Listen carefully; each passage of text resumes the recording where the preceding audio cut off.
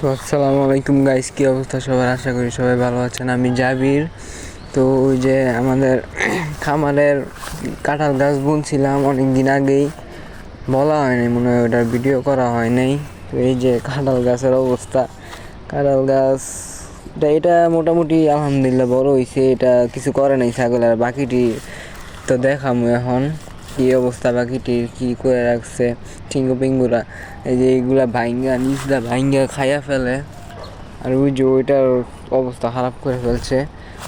এটারও দেখাইতেছি, এই যে পাতা খাইয়া, মানে ওই ছাগলের জন্য কিছু করা মুশকিল হয়ে যায়, মানে কিছু প্রজেক্ট করা বা কিছু করা অনেক মুশকিল হয়ে যাইতেছে গা, মানে নিজদা সুদা খায় ফেলে। আর ওইটাও দেখাইতেছি, মানে প্রত্যেকটার অবস্থা কি বলবো। আরো দুইটা আছে, একটা কিছু ছাড়ে না, সব কিছু করে ফেলে। এই সার্ক, এই ব্রাউনি সার্ক। আচ্ছা, তো আজকের পর্যন্ত এইটুকুই, দেখা হবে নেক্সট ভিডিওতে। আসসালামু আলাইকুম।